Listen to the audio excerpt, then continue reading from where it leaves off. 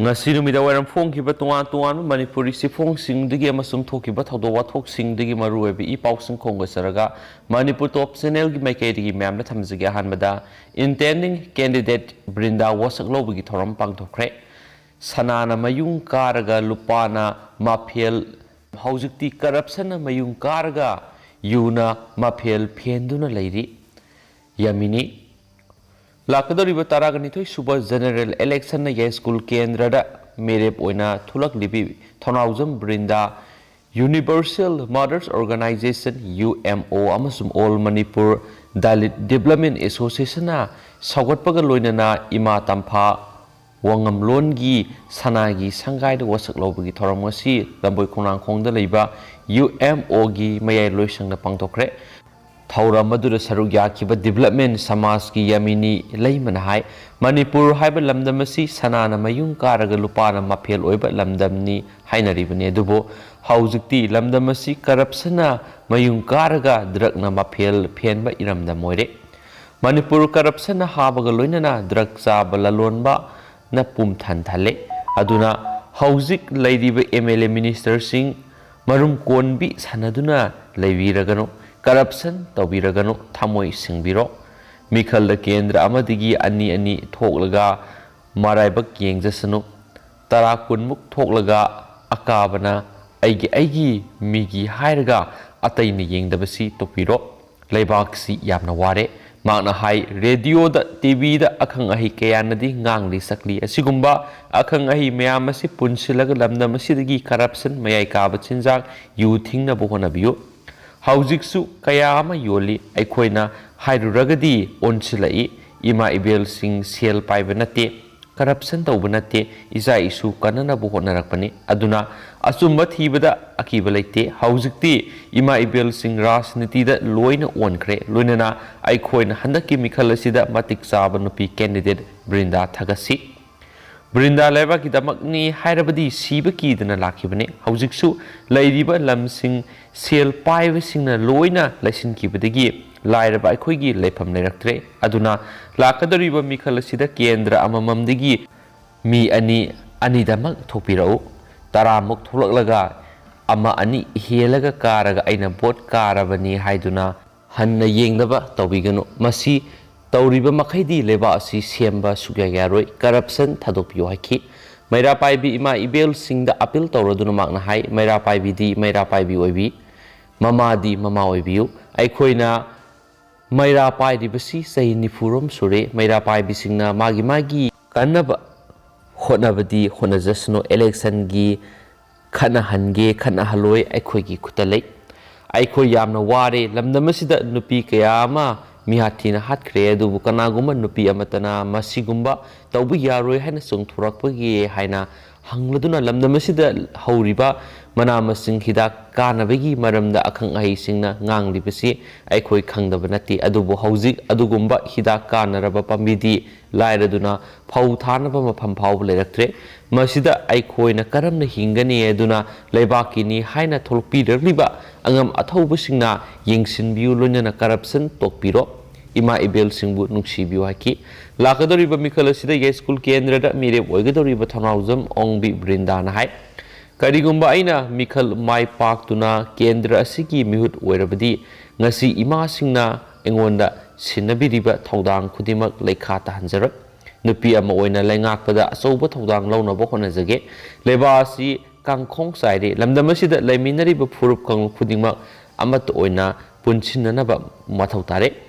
UMO की president M Soron हाय मियामना मिखल की दमक हाना सुनबा तौबिगनो हौजिक लाकदोरिबा मिखल असिदा करप्शन की सेंजा थुमजागी कोम सि मुथसी हायरबदी मियाम ममा ओइबिसिंगना चमानबा लिसिंग अमदा सदहंनिंगे कैंडिडेट ओइरिबा सिंग सेल तिंगहनबिगनो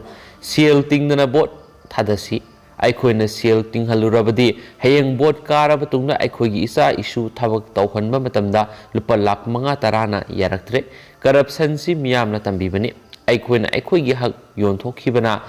मरम ओइदुना अखोइना वाजबनी अदुना मियाम वखल तबिरो कैंडिडेट अफबा खनसी लेबाक नुंगसिबना कनानो लेबाकिदमक थबक तौरकदबा कनानो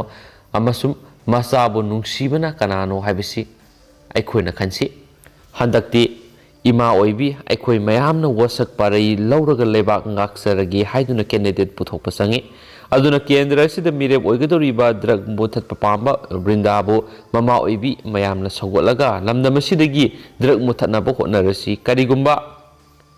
brindana aranba toroglabadi maksu mangjesno aikoina brindara sogolasi hainasu magna makhatana phongdoki candidate oinaba sem sariba thonawjum brindana hai ima singna engonda sinabiriba thodang sing aina lekha ta hanjaroi nupi ama oina miyam gidamak asauba thodang lawba ngamba oijage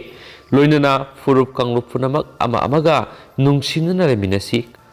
corruption muthatna bo honagani lamdamasi ingsikpa maratapa lamdam ama oihanna bo honagani pawmission hangbo wangi pakhom piraduna brindana hai nupi haibisi culture gi career ni Mikal da senja thumja yenbagi thaba asi nupina purak nate masidi corruption ni asigumba 6 masi nupi su nupa su sap manai nupi su sel yeli nupa su yeli nupi singna maram oiduna handaki matang asidagi manipur senja thumja tawdaba lamdam ama oheli lairaba ason manupi singi asi sijinaduna corrupt tawhonbani haikhenasu pawsina phungdorakli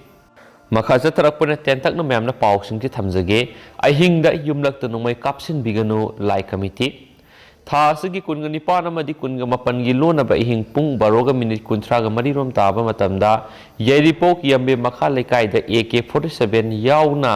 double barrel gi nungmai makhol manba kya kaplambagi thaudu odubu akan mongna kandem tawi haina yambe makha lai committee gi president S ingomsana thadorokpa sirolamanasu phongdorakli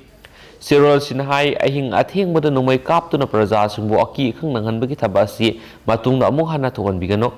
amasum kaplam liba numai si yambe mathak laikai romdagi kapla laklaba matungda ikon boina yambe makha laikai gi khongnang makhong bapada amuk kapsilamani andro police station gi police team amasung ngasi ayuk laklaga thawdok thokphamdagi AK47 gi kapthokraba tungning amasu rokhatkrabani Hauzi su yambe khungang da Imphal East District ki District Magistrate ki makhara CRPC gi 144 gi section gi makhara athing basu laidi bani haina su phungdorakli atopa paw manamo Manipur masa yauna Silchar Central Jail da inmate manga HIV positive oiba thengnakhre Silchar gi Central Jail da under trial da leiba yauna inmate manga human immuno deficiency virus HIV positive oirama thengnakhre hari report asigi matungina HIV test adu kuidribagi mamang tawkhibani miyoy manga adugi manungda hauzik jail asida leiriba manipurdagi miyoy ama yauna atopa truck driver oiba miyoy amaga mamangdagi HIV positive oi haiba khanglaba miyoy singni hari nauna HIV positive oire haina detect toraba miyoy ahum adu trial prisoner gi makhada leiba anamana drug sizinaba miyoy singni hari HIV positive oiraba miyoy singadu Silchar Medical College and Hospital SMCH ta layingbagi thabak sathari haina supali loisilak poina to papaw mana Facebook Meta haina rebrand tawkhre Facebook ki founder amadi CEO Mark Zuckerberg na mahaki company ama oiriba Facebook pu Meta haina ole haina company asigi annual function ga mari lainana phongdokhre anauba maming adubu laukthokladuna Zuckerberg na phongdokhibda social issue singa thengnabadigi aikoina tamba yaba kya tamle haujikti aikoina tamkibasing adu khangjinbaga loinana anauba lamai ama sembada mating oiragani haki mana makha taraduna hai company asibu ngasidigi hauna Meta haina khangnaragani khalubda chokthok saba fawi company asigi di mamangna leramba mission aduga kari sukhena balaiti haujiksu miyambu amata oina punsinana bo honaba appsing amadi aikoigi brandsing ahongba amata leiti so haiki Facebook haiba maming adu Meta haina onba khaktani Meta gi makhada miyamna Facebook ki product khudima phangani haina supung tokhi adu hauji koina di miyam pausi matang se lusinjaragi andum pathok sagi bu sugi bu lan gi kya yars miyam ngak pigani matam gi maru bi pausing miyam da leptan update pizera khaina su channel sigi mekedi gi miyam da thamjari and thank you